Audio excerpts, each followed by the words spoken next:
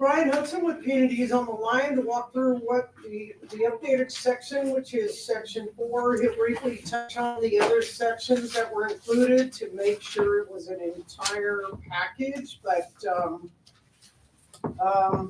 take it away, Brian. All right, how's it going, guys? Going well, thank you. Yeah, thanks.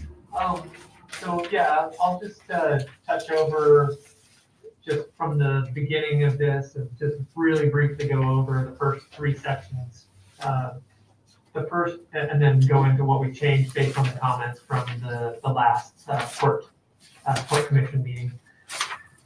So the first 2 sections were completed during phase A of this project, and the first 2 sections are, first 2 sections are the economic assessment that just kind of went over Nome's demographics and workforce, population trends, things like that. And compiled a bunch of just background data for Nome to supplement the report. Then part 2 of the report went over the part 2 of phase A of the report went over the existing facilities, kind of got lines out what Nome's existing facilities are, all of the various docks and structures and everything. And I'm just going to page through this real quickly. And it also gave a brief introduction into the planned improvements for phase 1 through 3 of the port facility. Or the upcoming port modification project, rather. Task 3, or section 3, rather, in phase B of this project was the on-site public meetings that P&D and Corvus conducted.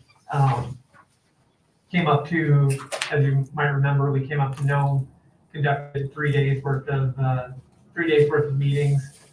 I had a public work session on the first day. Second day, we had a kind of an open door work session where people could just drop in and give us any additional comments that they might have had from the meeting the previous night. And then we sat in with a work session on the 3rd day during a port commission meeting. Out of that, we compiled all of the public comments and goals and thoughts from the community that are outlined in this section 3 of the report, and came up with just kind of a map of the desires for the port and public comments from what the public would like to see out of the Port of Nome. And that led us into section 4, which is what we presented last month at the Port Commission work session. And we got a few comments from you guys on on this section last month, which we have addressed. And I've added a few new areas. I'll briefly go over that and then just ask you guys if there are any other questions or comments.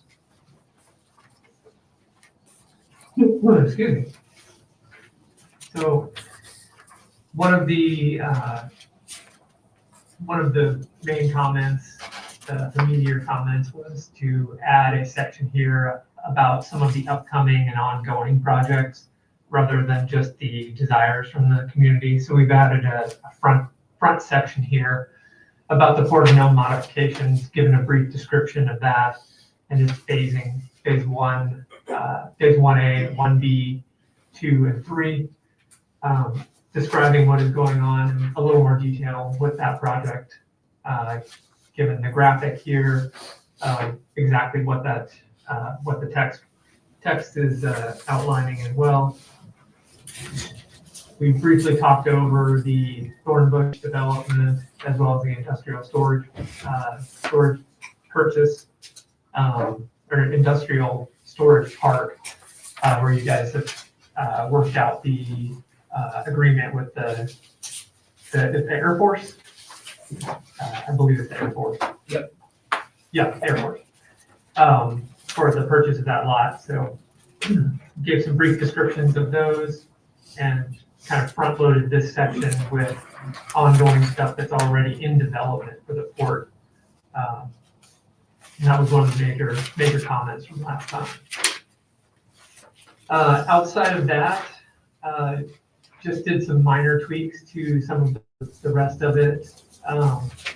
Updated some of the graphics to, like, for instance, on the park here, we had, on the Snake River Park here, we had that this was going to be a park area. I think you guys can see my cursor, right? Yep. Okay, yeah. So we had that this was going to be a park area. One of the things that was identified last time was that that you would like to keep it as a storage area and only allocate the lower section to the park area. If this is in fact the site that would be the site layout that would be used. We did some minor tweaks to some of the cost estimates, just got a little better metrics for some of the building, particularly for the building structures. Just scrolling through here. I think there was one of the things that was missing last time, as it was a kind of a last minute addition, was, I guess we broke up the cruise causeway terminal and the cruise ship gateway visitor area into separate sections to make them more distinct. Still essentially the same narrative, just a little more narrative around both of those. Added some graphics about the winter use dog lot and some narrative around that as well. And I think one of the other real main additions to this was we were able to work up a graphic for the concept plans for the travel lift and barge area. We are still working on another concept design layout for this one that will get incorporated into the final document for this as well. Outside of that, I guess we did add a section about the east ramp. That was the other big one. You guys had asked that we include that as well, so we added some narrative and just a photo. There's really no concept layout or anything for this. It's really just a relatively easy or a relatively self-explanatory upgrades for this one. Outside of that, those are the major updates to the document at this point. So if you guys have any questions or thoughts, having had it for a few days here, happy to answer any questions. Take some additional notes. I have a quick question. Thank you for adding the the addition of the haul out yard there and also the east ramp. That's very, very nice. I know one of the things that I had brought up last time was just making sure that anything that we're basically putting into a lot of these locations, as far as the park, the cruise ship area and all that that we either make them removable or make them mobile of some sort or unaffected by flooding. And I don't really see any addendums or anything in here per se that really addresses the fact that 3 of those main locations are flood zones, big flood zones. I guess, and Brian, just to add on to that, before you come in, would there be an increase or a substantial increase in cost to taking something from permanent to mobile? And would your analysis kind of include an annual cost for things like that, or it's pretty minuscule? So right now at the concept level design, I mean, I can add some narrative in that we should consider making these removable flood hazards in these areas. I think I added something about flooding in most of them. I may have missed one, but at the concept level that we're at, it's not really going to make much difference in the cost estimates. And really, all of the layouts that we have right now are conceptual at this point. We can move them around, or when and if you get into detailed design on any of these, we can move them around, decide exactly what the structures need to be, whether you want them temporary or permanent, and if they are permanent, how to make them resist any potential flooding in the areas. But yeah, I'll take a note and look back at the narrative on the flooding one more time. All right, and also on that same note, it's kind of a two-part. It's the flooding and also the fact that we're a seasonal port, and in the wintertime, these areas could be used for different things. So that was the other thought behind it. Okay. What is this? Go ahead, Mike. Well, I wanted to chime in here. Brian and I walked through this today, and as far as the fixed versus permanent, fixed versus temporary, there is language written into the cruise ship terminal on the Causeway expansion that it will be temporary because that deep water dock will be utilized by many different fleet types. So, and the temporary aspect of those services is going to actually reduce costs a little bit, but like he said, at the concept level, it's hard to get precise. And then we did talk about in previous meetings about the Belmont area, the Belmont Point area, as well as the park over by Jaffet Bridge, having infrastructure that can be inundated with water with no effect. Like steel. In the concrete, I guess I just saw the steel and concrete, things like that can flood and not be destroyed. Yes, when I was reading the park one, I just read the concrete vault sewer style 500-gallon tank, and I just imagined that flooding, and I was like, Yeah, and that may need to be looked at to make sure that that's not in a flood area, if it's elevated, or if there's another type of collection. Unfortunately, that is a low point in the whole system. Yeah. Right here. Or we change the type of restroom collection that we do. Yeah. Maybe it's just a temporary. if it's got a lid. Yeah, there you go. Yeah. Good gasket. Yeah, good There you gas. go. Good gas. But yeah, I think Brian gets it. We talked about the areas that are actually impacted by flooding. So, as well as like the sands, well, I call it the sand spit, but the River Street cruise terminal, that is doubles as the Iditarod dog line. So the hope is to try to ensure that there are these multi-use areas are able to serve in that fashion after we build some of this work. I know it'd be a lot of work, but more cost, should I say. Has there ever been any thought to raising the elevation of those areas? It's gonna have armor stone in front of it with the seawall and tied into the new breakwater. Elevating it might not be a terrible idea. Which can't elevate it too high because of the other facility to the east, the mini convention center and the Snake River Power Plant are fixed. So I mean That's what we're talking about, things we're adding. We can't fix the problems that are already there, but we can make sure we don't add to them. Well, that would add to it. Why that? If you elevated that section and had all your runoff towards the mini, it would flood worse than it floods now. If there's River Street, there'll be a river again.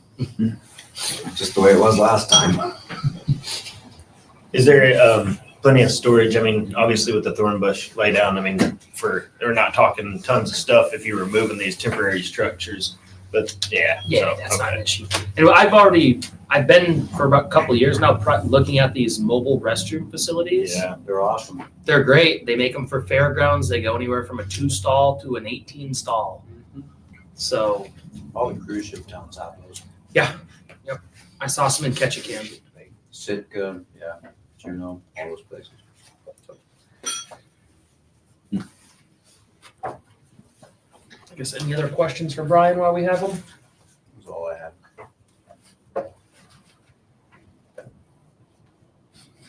Well, Brad, we appreciate your time and effort putting forth the information and gathering it and presenting it to us. That's Yeah, I appreciate you guys' comments and for having us pull this together. So you guys know where to find me if something else comes up.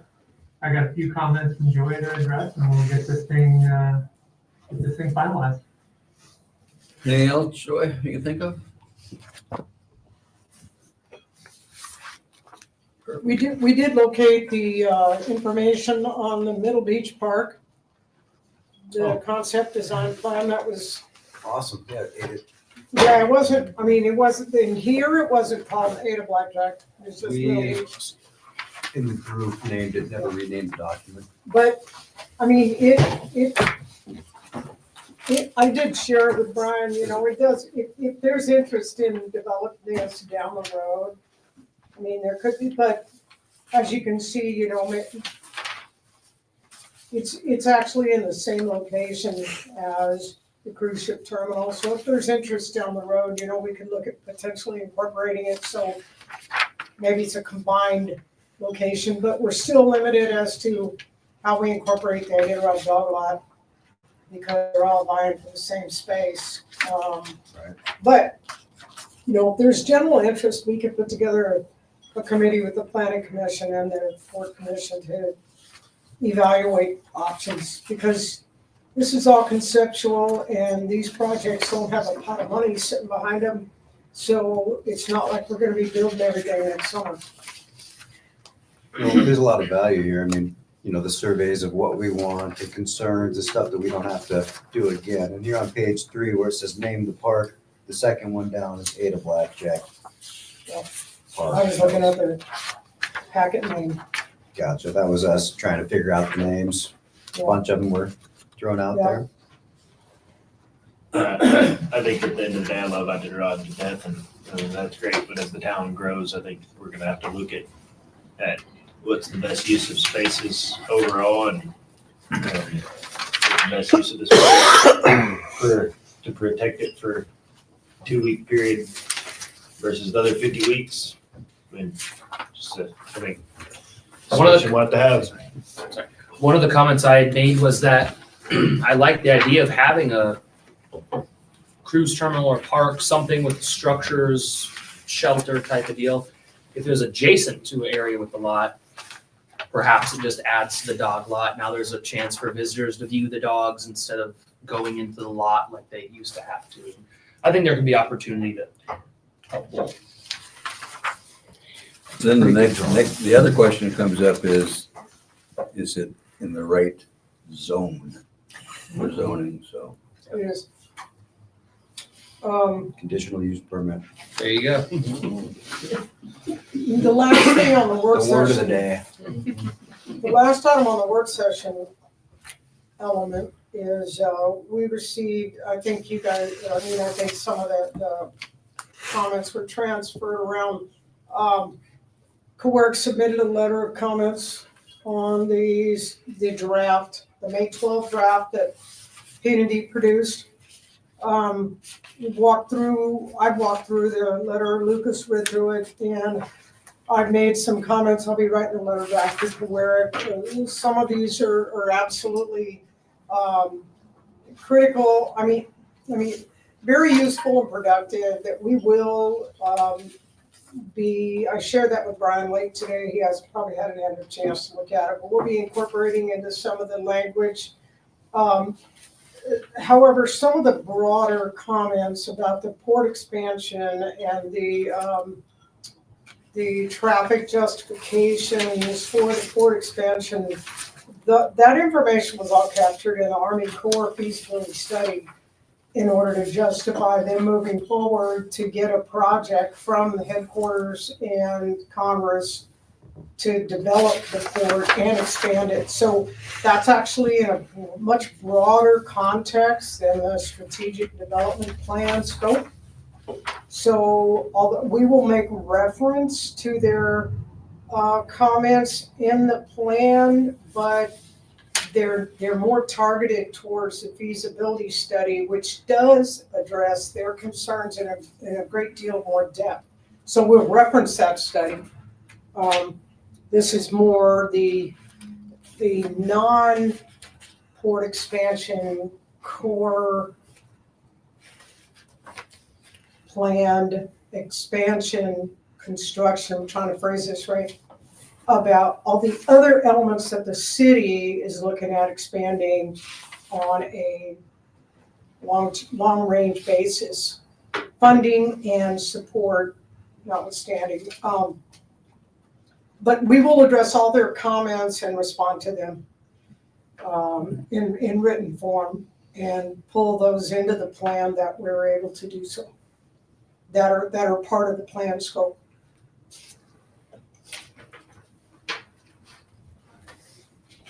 So unless you guys have questions for Brian, we could probably let him know. Thank you, Brian. All right, thanks, guys. Have a good Thanks, night. Brian. Later. You as well. See ya.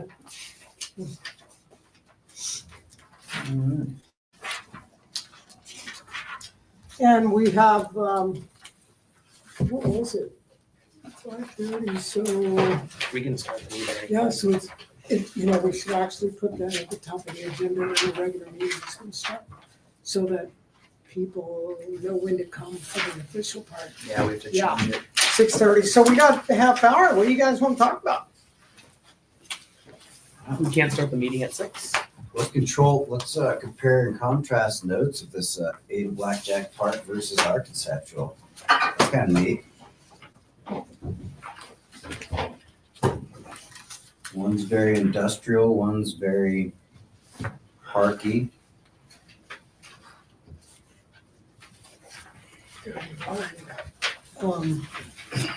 We typically do a 6:30 meeting, Lucas, Mm-hmm. and it's the official part of the meeting, which is supposed to be advertised. So we can't just start it whenever we want. Yeah. This is the planning commission. This is our version. It's not planning. This is our version. So This is, does anybody have any questions or info they want to throw out? Yes, sir. Do you have a second item for revenues on interest? For what? He's making noise. Interest on port fund. So. Oh, right.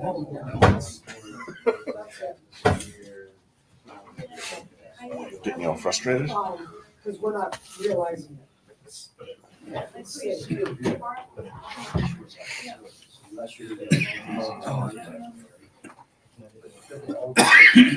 It's the first entrance. So, well, so you're looking at like a combination of those things, maybe? That's.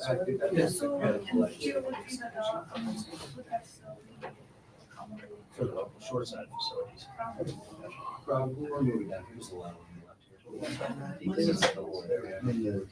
the state, now you was the feds. We have 100% for the low. No, Strategic development plan. No. Local No, shores like it's that. Absolutely. interest earned on that is gonna pay for some of these expenses that are well, not that we've seen yet. Not in this plan. But they're in some of these Strategic, fiscal it'll years. it'll pay for the LSS. Documents and utilities. What are you guys doing by GCI? Huh?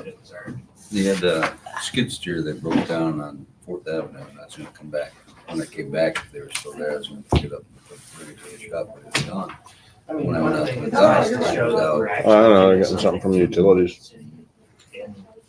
So that it's not that, Oh, for 6th Avenue, probably. Mm-hmm. paying interest on that, When's that one start? you know, Or- Next week. that interest is being paid on the funds and it's not captured anywhere. Well, Too bad you couldn't take the dirt and let it settle up right across the street. My dirt. Well, I mean, the excess coming out. Cole wants it all. Yeah. You need it. Slime it down. it's in, Our budget is $2.5 million off, is it? You need to do. Too soon? The true, you can't make numbers changes. Yeah, they're looking at the revenue and But you have 25 here. everything's gone up, you know. You can't, Well, with the mine shipping out, that should be a good chunk of change. next year is what was approved at mid-year, Which was, January. okay. So it would have been probably the first month, or December was the first month, or January was the first Yeah, month. you probably can get those. But yeah, just the market. Oh. How does that work with all the gear that's coming off the But you're causeway right now? I'll have to ask for, It seems to be moving most of it as it comes off. going to be Will we incorporated get paid? into, With rolling stock and stuff that most passes the dock? likely, no, it'll be a capital project. In town or? I don't think so. I don't think because it's equipment for the Cape. It won't be. I have to get the workers report and I have to see if there was a previous agreement, if it's working for us or if it's. Well, it's a whole barge worth of equipment. It should Well, make it's some fuel money. stuff for running the mine, and there's Dwellers Services for doing the job. Repair work, anything, any equipment or It stuff was for the captured in Cape, the, zero. goes out at 25. It's only if it goes over that dock. It's isn't only it? if it No, goes over. no, I think I read it to be down here. We'll have to I review thought it I was didn't only think so. that dog. Yeah. The agreement was for that dock out there, but I'll. Good looking iron though. Yeah. All brand new. I'm curious how STG is gonna get that big crane on there. Have you been walking on? Have you been to the Is it port? wide enough to fit in the key? 26 feet wide, and the keyhole is 28. Okay. Crane guys were crying to me when they were tying, after they got done tying up, they're like, we're never gonna get it up those ramps, we're never gonna get it that high. Project. Well, if they're walking up over the rails, I said, how are they gonna? Really nice iron. They should put it on when it's about level and then work around it. Because all the rolling stock is gone. Yeah, I probably should look on here. Let's see. They were offloading that red crane and they had the barge leaned over pretty hard and it had the ramps nice and smooth for him. But as soon as he got off, the barge slid right back, so.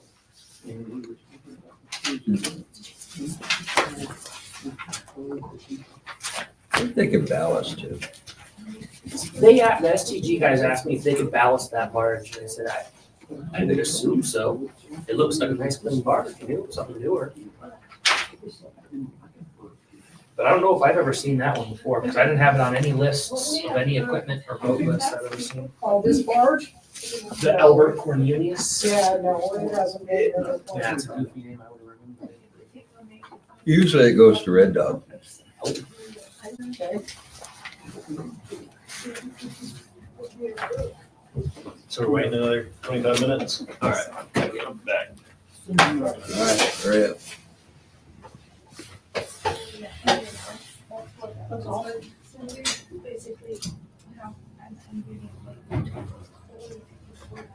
Let's see, oh, yeah.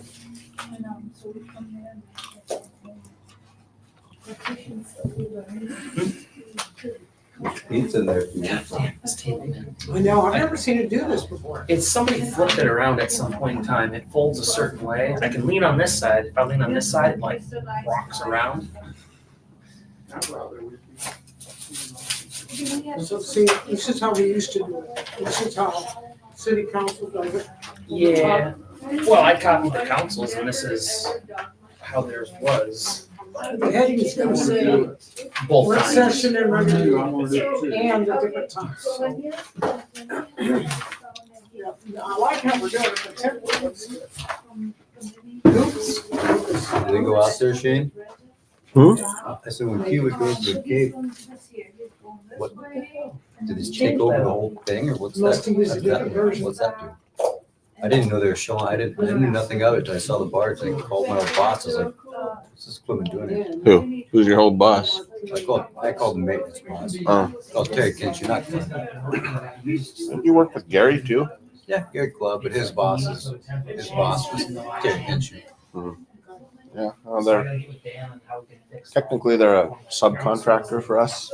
Adjust the template. Yes. So you guys are still gonna be working there at the same time, or how's that work? No, they'll do most of it, unless they choose not to.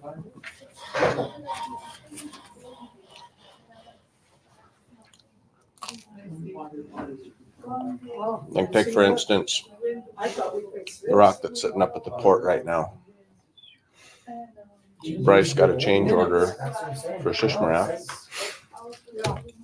Oh, They want to do it before they start the barrow stuff. Oh, look up here. Look, this is And what so you got when I here got the on request from Bryce, I forwarded it to Hewitt to provide pricing and what Bryce's timeline was. And Hewitt said, we can't meet that timeline because we don't have any gear there. So then we did it. I got you. I see what you're saying. If there's other stuff that comes while Their they're there. priority is like the port and, well, right now it's barrow. Yeah. Because that's the only thing in contract. Yeah, on the inside, for sure. Once everyone knows which direction the port is going, then there will be more commitments that way. Understandable. Hey, stranger. Hey, Johnny, welcome home. Are any of your guys, Work session. your guys It was all work only 30 pizza minutes. for you? Did you bring us McDonald's? No union hands? Did you bring us Well- McDonald's? I'm union, But but I haven't done it in 20 years. Stuff to Jake Sherman, If same you made way. it- If you made it to A-list, you're A-list forever. So You've been fighting?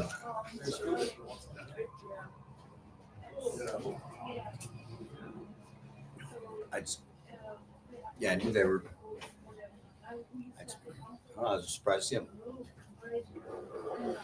I guess I haven't been reaching out to that direction. go out there and give Clint a hug. Give him a hug, all right? Suplex hug. He might give you a hug. He's in a cheery mood this morning. He's always in a cheery mood. He's in his element. Mm-hmm. So when you going to work on? Good pizza. I figure it's only a matter of time.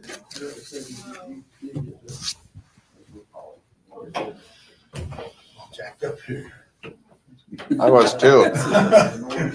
Jacked up on it. No, his chair is. You switch. It's because of him. He switched you. I put that jacked up chair over there. I think Lee sits in that one. So you can tell the difference. You planning on making rock all winter? I heard rumors they were gonna try to work year round. Is that a true story or a rumor? Right now, they only have one contract, and they plan on, I think, 8 weeks to make that. That's all Barrow needs? Or they're just gonna work that 100,000 fast? tons. Damn. He was gonna race himself this lunch. Which one? Old man? Old man Bryce? Sam? Sam. Sam Robert or Sam Richard? Old man is dead. I know. So say, I hope you weren't talking to him. Sam Yeah, Sam, Ouija board. now works for Callista. Yeah. Yeah, but he was my brother's neighbor. So Come on. got to have a good Really talk. quick, Yeah. got dessert, didn't even bring the rest. And see the kids, so I got the benefit of that. No, I do work on the last 2 weeks. That's amazing. I went to graduation. Hunter had graduation today at 11. Hunter graduation. Or at 1. I got 2 work done this morning. Ask Ed, am I gonna be still done? Can I Should talk? be wearing out about that.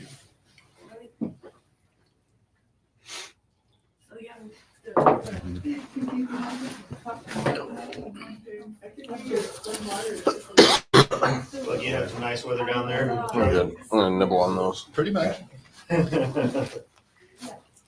Drizzled on us once or twice, but I worked. I put in 9 8-hour days. Oh, At My least, dad was saying it got windy down there. yeah. So the cemetery at Cooper Landing, I have at least 4 relatives buried in it. And beetle kills came through a couple years ago, and now the trees are just breaking over headstones, and it's a disaster. And there's a great big tree at about a 60-degree angle. The roots have pulled, and it's poised to go down on my grandparents' tombstone. But it's too dangerous to even touch. It's supported by 2 dead trees that are equally rotten. All you do is kick one, and the whole thing will come kill you. So I My guess dad's been clearing trees and he said the wind got kicking him. He's just ignoring it. And the next thing you know, I heard snapping and cracking and all kinds of stuff, and trees were coming down all around him. Yeah. He got the heck out of there. when I worked as a logger, 15 miles an hour, we got out of the woods, even on good trees. so it makes me think about something they probably did, but in Arkansas,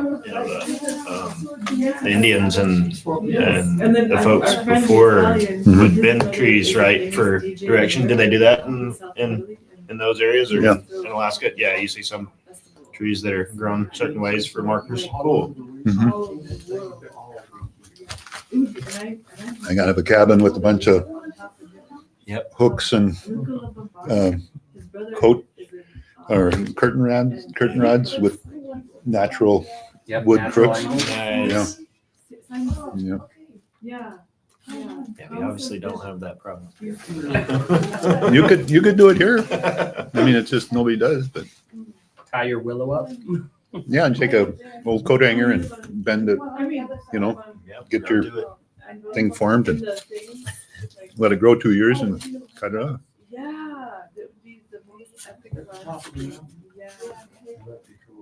It's just kind of slow going. You got to think way ahead. Yeah, the old timers were pretty good at that. You don't see much of that anymore.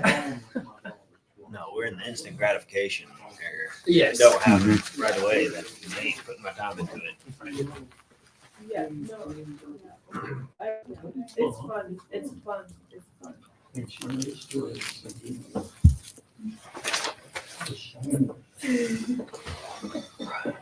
I was Shane, most, how's the road out to the Cape? Just that one spot still slowly healing, but that's all pretty good. Just it's at like 9 Mile, just before Hastings. So far it's holding up. Yeah. Hopefully we won't get a rainy summer that just annihilates it with the trucks. Could happen. Shane, I love Danny's remarks. the water's already lower than it was last year. Came up and she said, Mhm. guess what? I'm up. I need to- I know. You're on TV Well, and here. She's I talking am. like she's remote, and then all of a sudden, bam. I know. Take yourself off mute. So you told her to come get her own? Is that what you told her? So I went back on, what was it? Oh. 2 days ago, I hiked back. I went to East You out Fork of here? and parked at East Fork. Bring some, Almost there. well, bring some here. We'll all be over in about an And, hour. I parked on this side of the bridge and went straight the left side of that big mountain, right at East Fork, and went back for probably 30 miles. But that's the first time I've done that. And I was surprised how flat it is from Solomon all the way to that point. Yeah. Basically, I mean, just flat, except for a couple little creeks that run through there. That's why the Solomon Boho goes. No way. That's what? The Solomon Boho. I was Oh, kidding. you're right. That's why the wind. Oh, it was ripping. Oh, yeah. As soon as I crested over the first ridge, it was like, Next time, we'll just pull you Gust. over here. Yeah. It's even harder to party.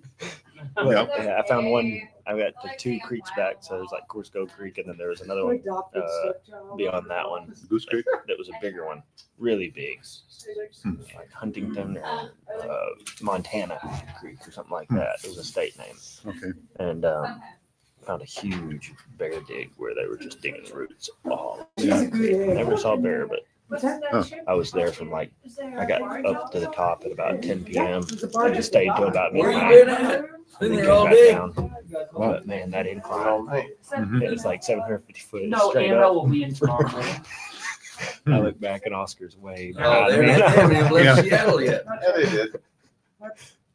They haven't left Seattle yet. I've taken a helicopter through that. Okay, It looks like Be about July or August. August. State land, or I mean, at some point it goes from Solomon to Just state. pulling your leg. It Yeah. looks like it's solid. Solomon doesn't have very much land because Yeah, they're such a small I corporation. wouldn't It listen looks to like him. solid. There's a couple solid gravel bars that run that ridge all the way It's a back. I barge. was like, I bet I can It's take a just wheelie not, right it's back an there. equipment and construction barge. Yeah. But there aren't any It's not trails or AML. anything that you could see that people have done really.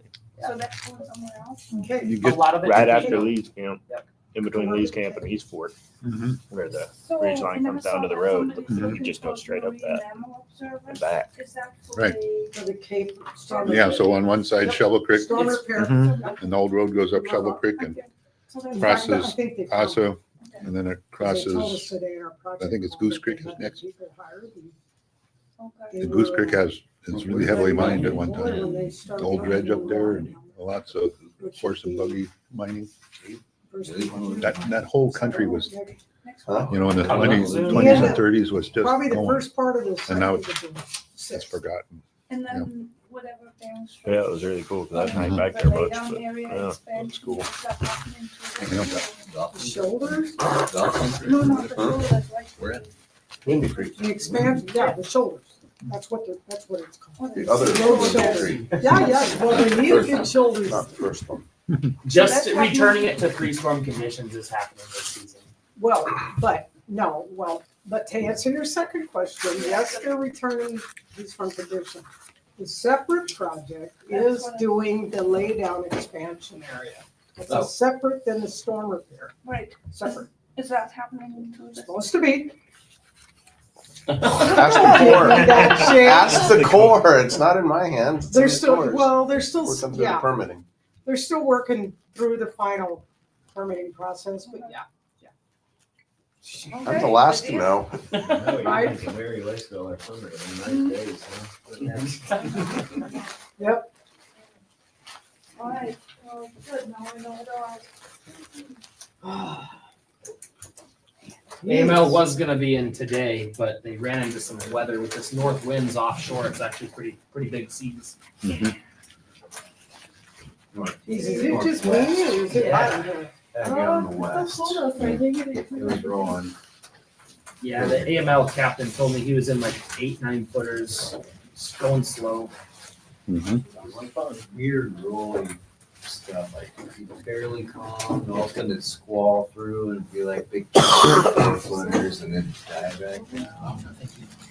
Weird out there. You're off from your booze. What the heck?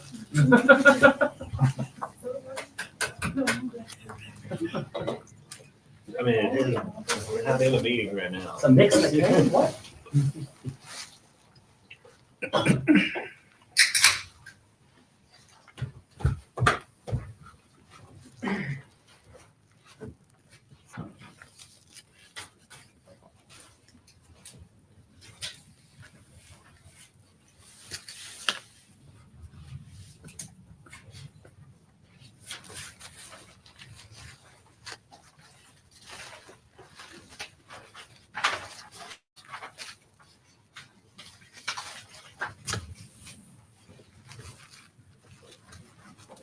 Dave Olson's retirement's tomorrow. Huh? Who's that? Dave Olson's retirement's tomorrow. Holy shit, what's he gonna do now? Who's taking this for? I don't know. That'd be interesting to see. Maybe Finn. But yeah, Dave and I have done lots of dumb things together, so. He didn't do, Yeah. I mean, he flew, but he didn't fly What did a you lot. figure out to use it for? Or was He checked did in? like, he was like their most senior certified first. So he did the flights to Peyton's pricing Russia them out, trying to find and something some of that will the- actually ship. some of the high, he was a Air Force Once we pilot have a before he little was more a info. Marine Air Right now, pilot. it's just, we're looking. So, Well, yeah, So yeah, I he's- mean, for tonight, I was just Yeah, making sure he's- we do it before the, more of a supervisor and less of a Here. pilot. Yep, we're doing it But as I soon as we mean, can get it. not without qualifications. I think Right, he's something that certified will on ship anything. us. okay. So, Any fixed wing? Yeah. Not like Captain All. Captain, all of the captain of a motor scooter now.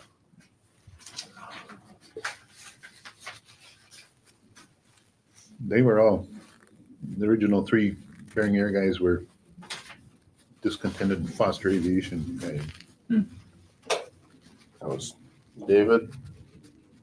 No, No, it's it was Zach, wasn't it? Ken Zachary, Yeah. and I can't even say the third guy's name, and Jim Rowe. And Jim eventually bought each of them out. He bought the guy I can't say the name of, and then Zachary crashed too many planes and he bought him out. He crashed an Otter and a Beaver. They're like their prize planes at the time. Yeah. Trying to think what the other guy's name was.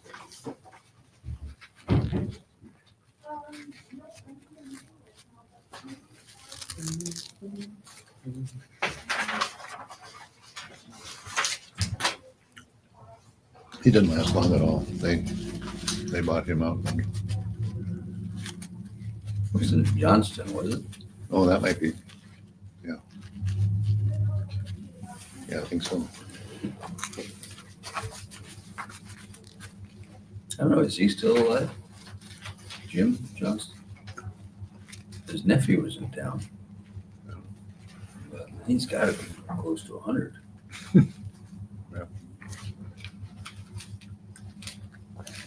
I think Jim Rowe and I are the same age, so we're not 100.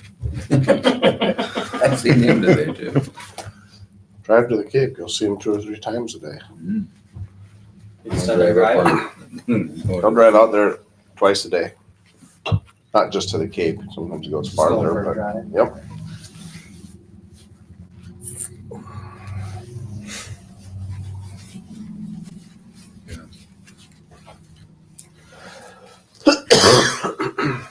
Did Gay get a hold of you asking about access out there for water samples or something? I saw the email. I didn't respond. I told her. It's not exactly the best year to do that. No, and I told her that there's gonna be a construction zone and there may not be any access.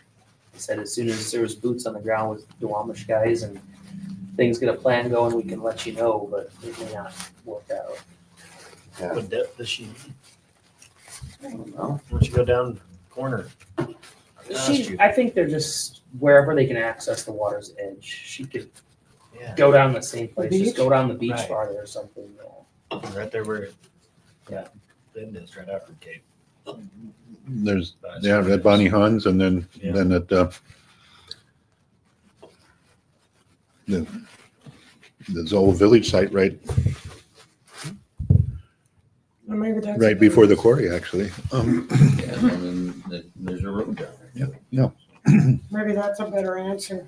We need to stay out of the construction zone area. Lucas, I told her I'd follow up with her once I talked Yeah, to we some need folks. we need to do that, because, yeah, that's not a good place. The Han Roadhouse has access, and the Triggs camp has access, right? So, That or what's that, Golden Gate Creek? Golden Gate Yep. Creek, yeah. yeah, and Golden Gate. But, yeah, they're all closed. Down further, or where's that Gallagher's cabin? That's Golden Gate Creek. Bachelor's cabin down there. Yeah. Used to go there when I was a kid.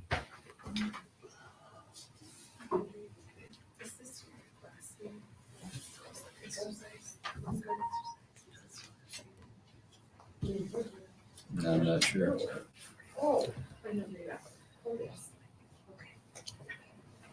We'll, So we got 4 minutes or 2 minutes by that clock to start our regular Port Commission meeting. We do have a quorum. So a couple minutes, we'll get started.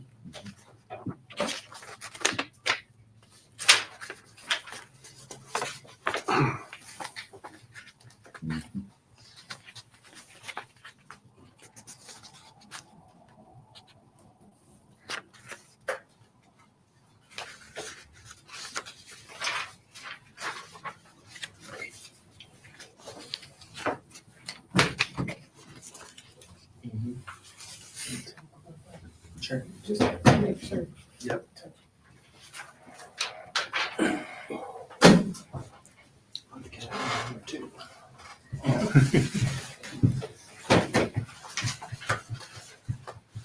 So the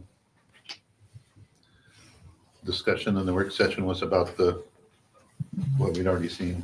Yeah, it was about this whole plan. Section 4, basically. Yeah, and made a couple small tweaks in language. And section 4 here, they just made a few more tweaks and changes, mainly in this section. We added this area for bush filling. And I think they changed this layout a little bit. That's what We added this caveat on all of them that says this is a conceptual site layout, actual development may differ. you know, if I was Charlie Means alter ego, I would just get my 4-wheel drive and launch boats right here and not kayaks. Right. And put it into the new small boat harbor. Yeah, on the north end. It would be a great launch site for boats, and then I'd drag my boat up here when I wasn't using it and tie it off and call it good. And I couldn't carry it damn. Okay, it's 6:30 according to the clock. I'd like to start this regular Port Commission meeting. Call it to order. Roll call, please. Commissioner Smith Eisler. Here. Commissioner Lean. Here. Chairman West. Here, Commissioner McCann. Here. Commissioner Sheffield. excused.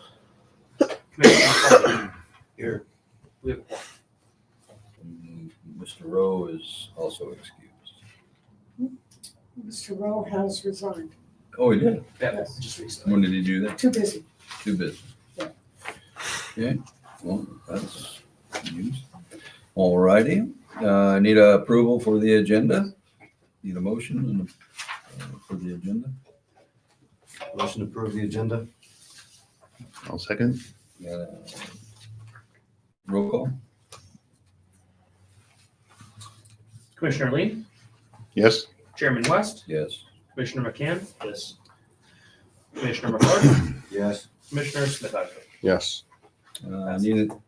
Need a approval for the minutes of our last meeting on the April 25th, or April 17th, 2025. Anybody have any questions, comments, deletions, additions? Seeing none, roll call please. Chairman West. Oh, I'll move. Okay. Second. yeah, Oh, there we go. move second. All right, roll call. Chairman West. Yes. Commissioner McCann. Yes. Commissioner McClarty. Yes. Commissioner Smith Eisler. Yes. Commissioner Lee. Yes. At this time, would open the floor for citizens' comments. Any comments, questions, comments? Seeing none, moving to communications. There's several in our packet. Graphite One feasibility studies. Port expansion grant looks safe by Senator Dan Sullivan. Excuse me. That was Foster, yeah. And there was a KTOO conservation group seeking Alaska king salmon under the Endangered Species Act. Arctic Observing Network, upcoming weather webinar and update. And now the Army Corps' letter from Senator Danso. Which that letter is separate from the packet.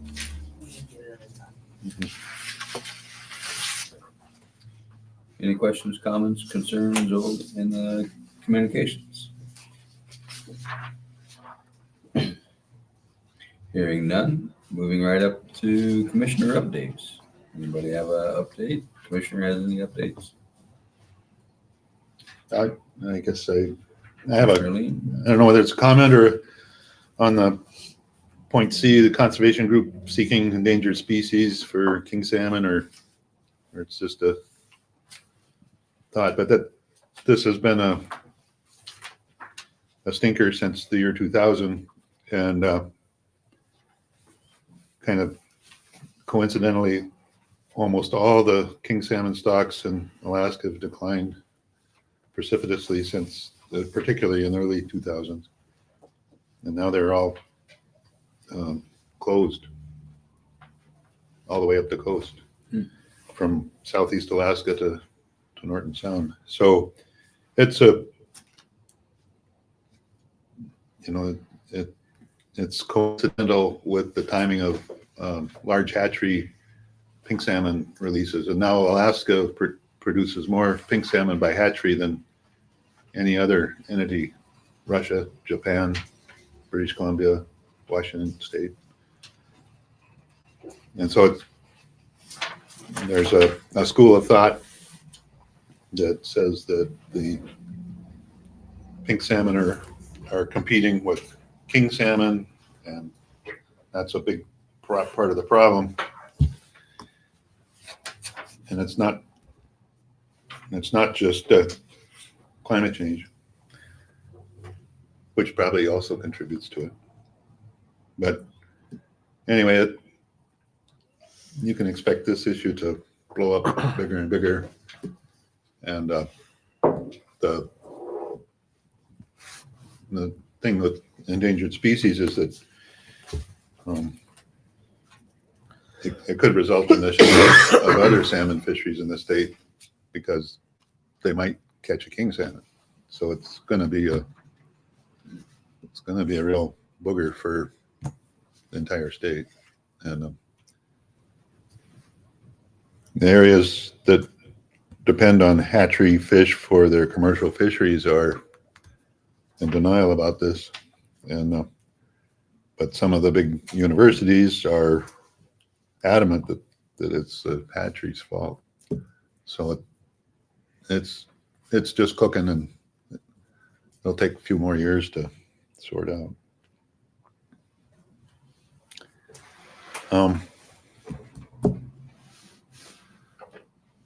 So, especially the Yukon River, which has a treaty with Canada about king salmon, is very concerned about king salmon, and it's part of the triggers for king salmon management include Unalakleet and Shaktoolik, the Yukon, and the Kuskokwim, and Bristol Bay. And currently Bristol Bay is not as bad as, say, the Yukon, but Yukon being the worst. But this is a big deal. So. Thank you. Any other update or? Seeing none. Moving right along to the Harbor Master report. Okay, our first landing craft, which was AML's New Knock, was here on the 23rd. That was our first vessel of the season, so nice early season. Bryce had their HEB Sam B come in with some equipment and load some out on the 25th, and then Boyer just got in the 28th. So AML is due in tomorrow morning, and the season's kind of in full swing. And also kind of turning into an early year for operations. A lot of these vessels, when they came up, ran into a lot of ice at the mouth of the Yukon, and had to go through some bands of ice. And then others coming right behind him said it was ice free. Just then the guy behind him said he ran into ice again. So a bunch of it's drifting around back and forth out there. We've been busy, well, I'll say users are busy prepping dredges, launching, got all our ladders and camels in the small boat harbor. We've painted the floating docks. They need to fully cure and dry, so we hope to launch them as soon as next week. We'll just see how cold it gets on us and then how well the stuff cures in the cold. Getting ready for busy season, multiple gravel hauls and rock hauls, different material going out. There's stuff going to Shevac, Shishmaref, Shaktulik, then there's rock going to Barrow and all over the place. So it's been good getting that stuff, those projects rolling and coordinating facility use. Our dock watch summer job position is currently open with the new collective bargain agreement for everything. That is now up to about 25 to 27 starting, which isn't too bad from where it was. So if anybody knows anybody looking for summer work, wants to work down at the port facility, send them my way, please. Let's see, Causeway, Bristol. On the Causeway Bridge, the Corps is back again for round 2 from last year, installed scaffolding under the bridge. And that's installed now. They'll be back in town soon. Contractor shows up in the next week and they'll start spray metallized coating and sandblasting and all that stuff on the girders. That scaffolding is giving us and utilities a chance to get under there and look at our utilities from the Murbach repair, fix some hangers and rollers on the pipeline and do some new coatings and paintings and visually inspect everything we need to. So that's been a really good bonus for us to have access. And we're still coordinating use on that to get that knocked out. June 9th through 11th will be a Coast Guard exercise. They're doing a full-blown drill. I think the 9th is going to be planning and training equipment walkthroughs with Shadow and other response organizations, familiarizing people with some of the newer equipment and what they use. And I think there's going to be some training modules for like incident command system and other things going on that day. The 10th will be the full exercise. They're going to be, I guess I don't have the scenario in front of me. I don't know if you remember, Charlie. It's a ship was entering Nome Harbor, has an issue, right? We're supposed to not talk about that. That's Well, right. there we go. You guys don't know as much as I do. So there's going to be a scenario. We'll be stringing some booms, doing some fun stuff. It doesn't do any good Well, to good thing the broadcast ship. it when you need to train. Okay. Well, good thing I didn't let It much out of doesn't. the bag. The press was It there doesn't. last time at the review at the summary. There needs to be some element of surprise to drill properly. So that'll be going on. Then the 11th is kind of an after action report, what's happening with it all. Yeah, the 9th is a lot of walkthrough and familiarization and talking with the pros about oil booms and stuff. So that, and also incident command. So that's an opportunity to pick up something. And then the last thing I have is there's a Marine Exchange of Alaska gave a presentation a while back. I've included portions of that in here because it talks about vessel traffic in the region, and they always got great graphics, and they put together the information very easy to read and see. So you can see Arctic and Bering Straits transits in 2024, what those transits looks like, the breakdown of different types of vessels. On page 97, it says of it, that's what it says in the packet. That one shows a breakdown of over the years going back from 2010 to 2024, northbound, southbound total transits. So it's just a good breakdown showing the increase in activity. And I won't need to go through all the slides, but they're interesting, showing traffic on the Russian side as well as the US in terms of both cargo, passenger and pleasure, fishing. The big deal why I brought this in front of you guys, looking at stats from this past year is great, but one of the big takeaways from this is that the increase in vessel activity needs equal or greater development and growth to support as we're getting longer shipping seasons. Where the Marine Exchange plays in is they set up marine safety sites for AIS vessel tracking, and those mini sites have everything from weather sensors, AIS receivers, transceivers, VHF and FM transceivers, tide current sensors, whole sea surface cameras. We've got a whole list of fun stuff that vessel captains or mariners can access through this program while they're on the sea or at home planning their trips. So right now they've got a really big presence in South and Southeast Alaska. In 2025, they are planning a build out and expansion of this for the Arctic. And with the 4 VHF FM sites they've chosen Nome, Wales, Kivalina, and Kots. So up in this western Alaska, we will have longer reaching radios offshore and be able to see vessels on the tracking system further offshore. Give mariners chances to use those emergency systems if they have an issue further out. So that's coming up. They're also talking about planning additional sites right now in Teller, Gamble, and Savunga. And they're even talking about Emo, Point Lay, Point Hope, Shish, Stebbins for future upgrades.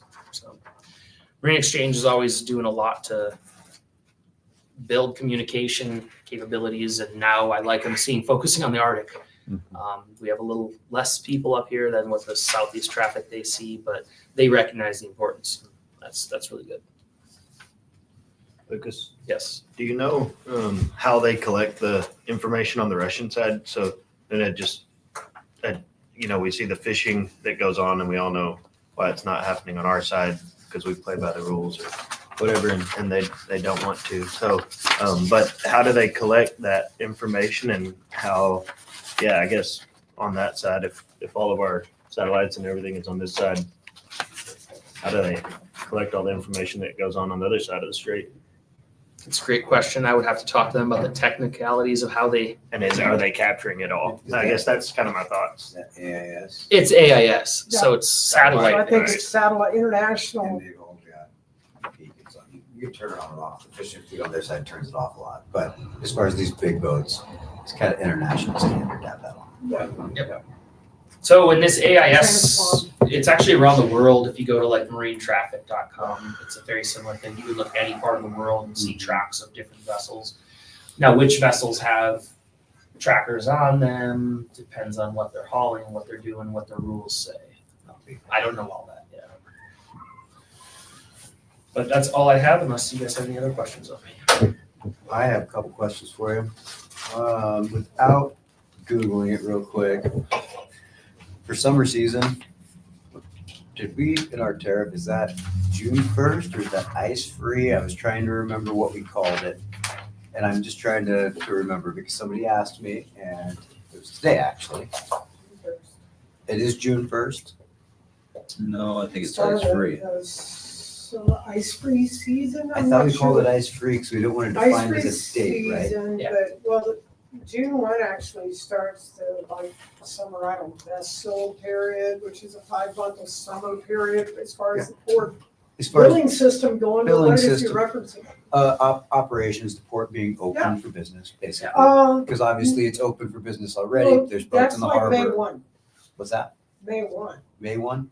I think it references ice-free season. Yeah, I yeah, think, yeah. I think we changed it to ice-free season because we were trying to nail down a number. And the reason I asked that, as far as the ladders and the whatnot, yeah, somebody asked me why the floating docks weren't in. I had an answer for that. They asked me about the ladders. I did not have an answer for that. And are we jointly doing that with Public Works, or are we doing that kind of when we have help, or how does that work? It's when equipment is available, and then when port staff aren't, And Public Works. and Public Works aren't actively doing something else. So we launched the south wall ladders as soon as the ice went out, except for one section, and those got done a couple days Yesterday. after. Yeah, Couple days ago. a weekend happened then. Gotcha. I was Yeah. just curious. And then also, you talked about painting docks, getting cleaned up, painting.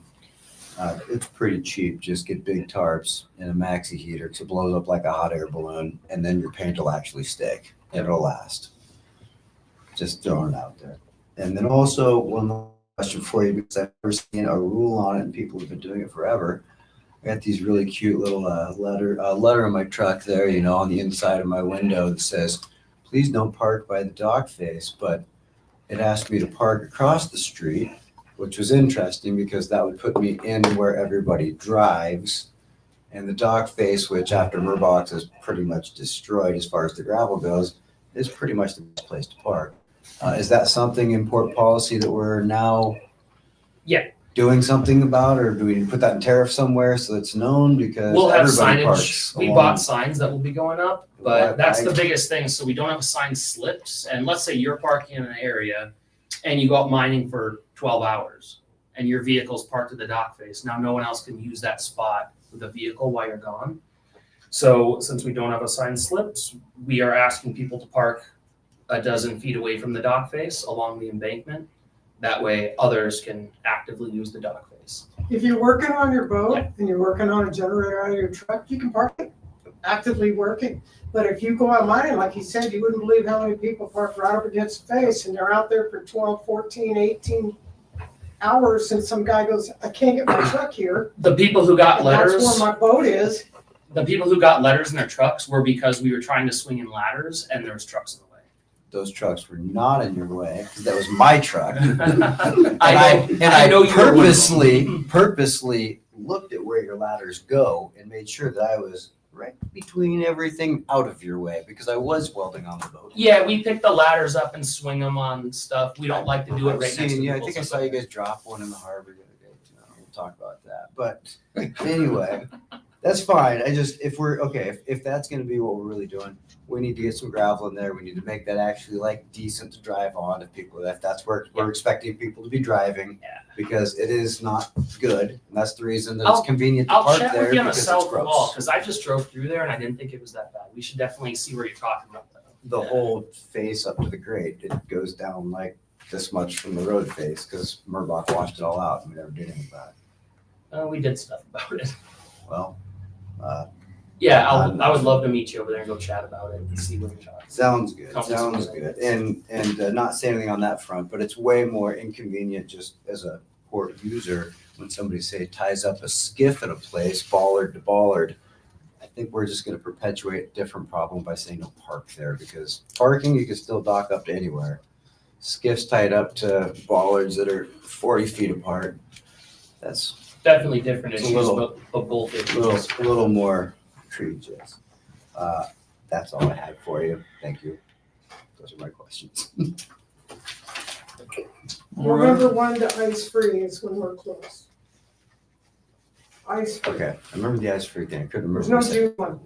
Okay, so it is just ice free. Thank you.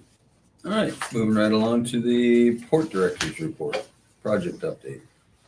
Turn it over to Joe. Yes, Mr. Chair, in walking through my report, I just want to point out a couple of things and then we can move on. Certainly don't want to keep you guys here any longer. Under the causeway, the port expansion, as you can imagine, we're still waiting. The Corps still has the proposals under review. We've seen no white smoke, so it's a little early to see white smoke, so we figure they're gonna be an evaluation for a couple more months. I'd be surprised if it was any sooner than they were projecting for late August to have any word about it and a selection. I'd just like to update you guys when we're in the room that there's still no word. Do we know that there was more than one bidder? We know nothing. They are unable, under regulation, to share anything. Okay. I mean, that's how much they'll share. Zip. Okay. Last time when this was going on and there was only one bidder and it wasn't within the The dollar, yes, dollar amount, how long did it take them to complete their review? 90 days. almost 4 months. Okay. Every bid in 90. And yeah, it was almost the same time frame. So, and which is usually what they give themselves, about a 4-month period. So, and our local service facilities team, our design engineers, P&D, they're on standby because they can't really contribute anything while the Corps' in lockdown and review. Unless the Corps asks them a rare question, it's just radio silence. And on the West Nome Tank Farm, as it says here, we have executed the agreements from the city side. The mayor signed the conveyance documents. There's two of them. One's a quitclaim deed, the other one's the environmental covenants agreement. And we sent it to the Air Force on May 5th for their signature. Then they sent it to DEC. Then it is filed in the recorder's office, and we're the proud owners of the West Nome Tank Farm. Got to happen. We've done our part. Now we're waiting on them. So we've been waiting on this for 10 years. So a couple more months, it's going to be the end of the world unless they lose it and sign it again and send it. Anyway, we'll see where that goes. Right now, we're waiting on it to go make it through all the layers of the Air Force General Counsel process. It's similar to waiting for the Corps. Still waiting to hear from the USDOT on signing a grant agreement for our Snake River Mortgage funds under what is now called the BUILD program, but our award was made under the RAISE program. So it's going to continue to be called RAISE funds. They're still getting their marching orders on their funding. So until that is resolved, they've indicated we will be receiving the funds and we will be signing a grant. They just cannot give us a date. So until that time, when we sign a grant, we can't execute an agreement with P&D to begin marching forward with taking the concept design through to 95% and updating the permits. So everything's in a domino effect. So we'll keep you guys posted on when that actually happens. The Cape Nome jetty repair, our weekly project call with the contractor today. Their barge arrived yesterday, the barge with their equipment on it. They won't be in town until Sunday.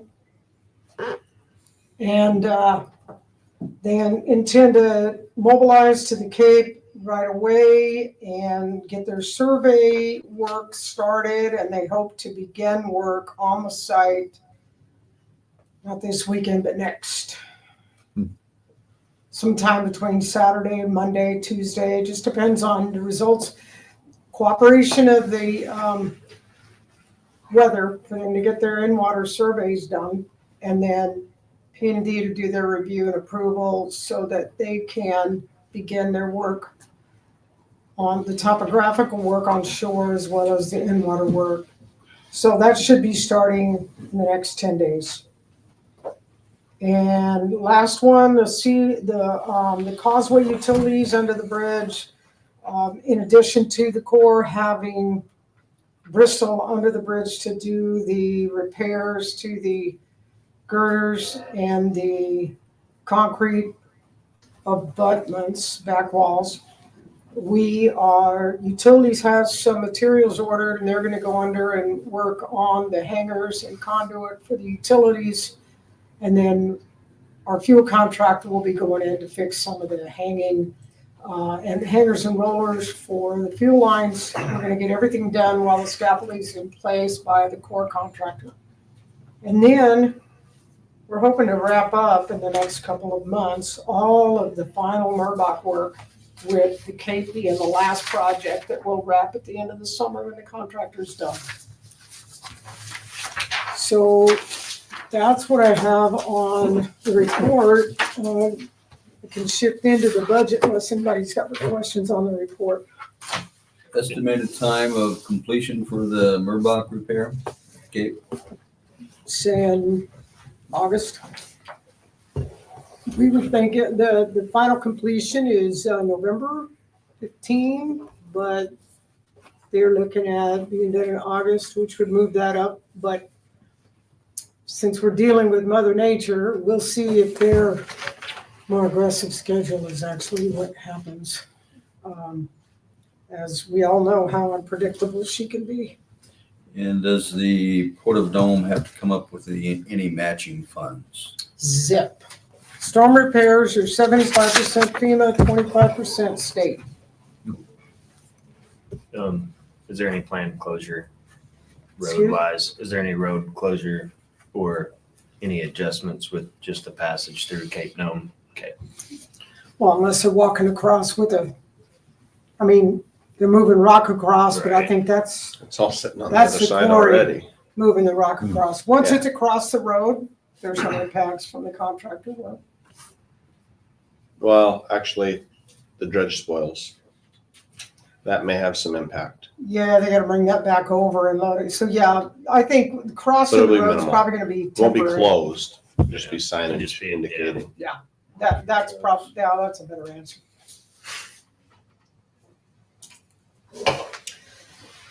Is that it?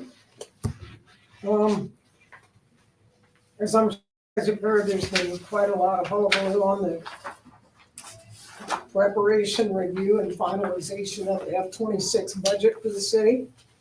I don't have the city budget here. This is the board budget, which is kind of a different animal, like the stars.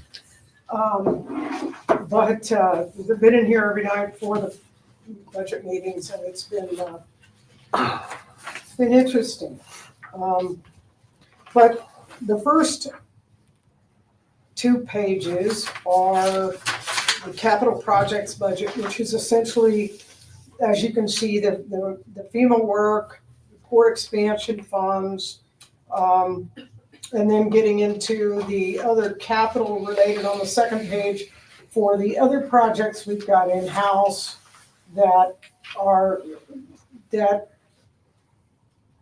qualify to be part of this budget, not the operating based on the value. When we get working on anodes, fuel line repairs, road repairs, significant road repairs, the high mast lights, all those types of things. So there's a few items here that are listed as being done to a degree in F-25, closing June 30.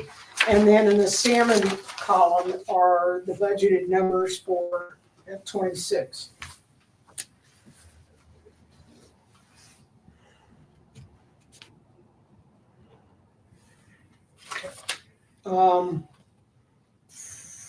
There's a couple things. We're looking at some pipeline repair and a 5-year API inspection for 65, and there's some pre-award costs associated with the PIDP grant we were awarded under MARAD for the utilities in the expansion, but the expansion has to be built before we can build the utilities. So that project's sort of on hold, but we will have some in-house expenses, what they call pre-award expenses that related to engineering that will take place. In the meantime, nothing significant. You've got some placeholders in here for things such as a potential grant match for the port security grant to upgrade our VHF radio infrastructure, security cameras, things like that. If we're awarded the grant, we're going to submit it. Once it's out, we typically submit when that grant rolls around each year. We did it last year.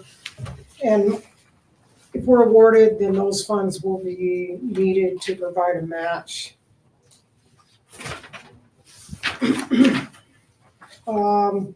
The next page starts the port operating budget. Again, the salmon column is the projected revenue, and then the first 2 pages are revenue, the remainder are expense. These are the projections for F-26. We can get close based on what we know, based on the previous year, but there are always mitigating factors, so at the end of the fiscal year, we tweak them up or down as needed as far as revenue goes. Expense on page 3 starts with the Causeway facility.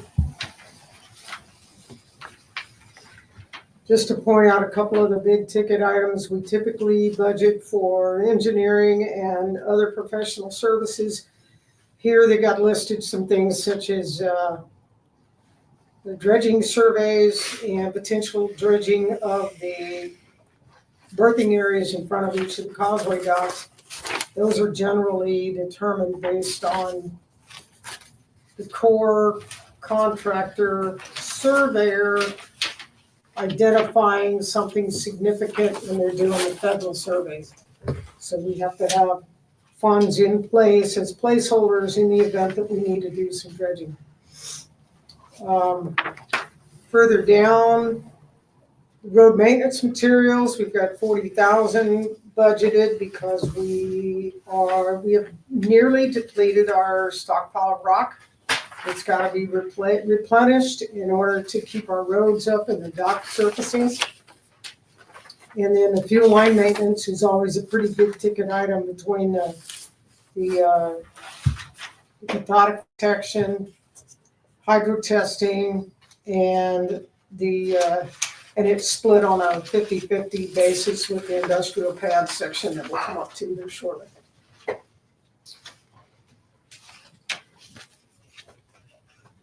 Moving on to the harbor, which is on page 6. Again, some of the primary ones are the engineering and other professional services related to potential dredging, camera repairs. We've got some busted cameras. We've got the contractor coming in to make repairs, and then we're also hoping to get some estimates on placements of new cameras up on the Thornbush site in conjunction with, this would be a combined effort with NJUS with installing the poles for putting the cameras on. They're usually really good to work with us when they're able to fit it into their schedule. Road maintenance materials, again, on about 2/3 of the way down. Again, docks, roads, resurfacing the lot south of, or actually this is resurfacing of the roads in the harbor and the area around the port office. And generally this is done like every other couple of years, but we never know when it's going to become a problem. And this year I think we're going to have to do some work on the F Street, as well as that lot that's F and Sepulveda.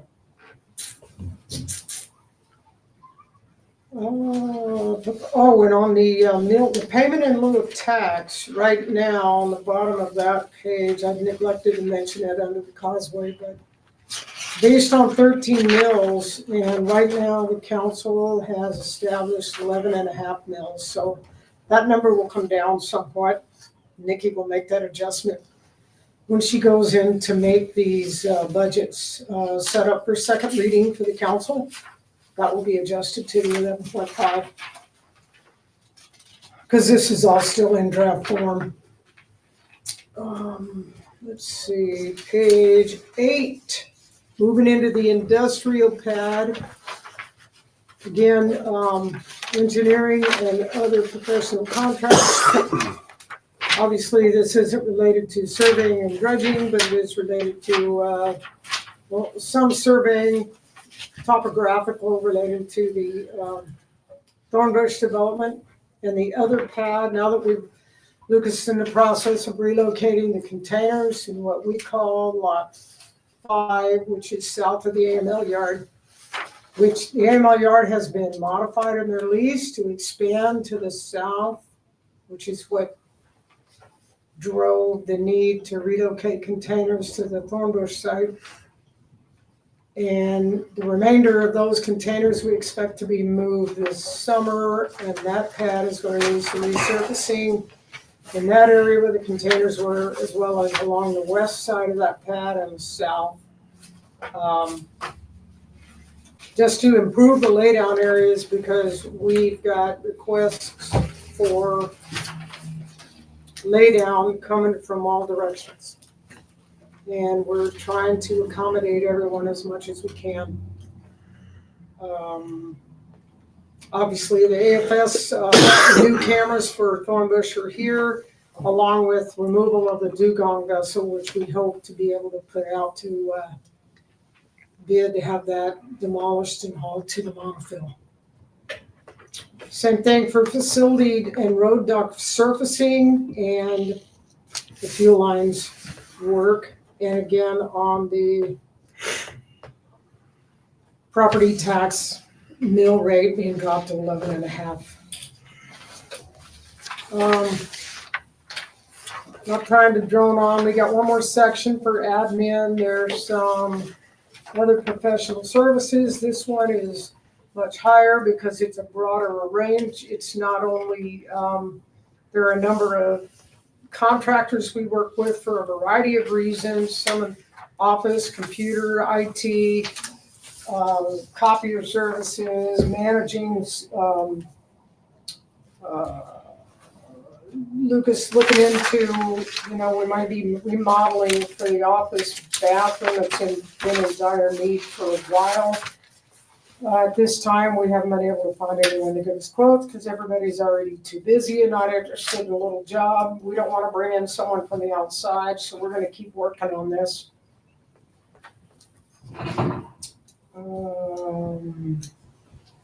Yeah, let me keep beating the dog here.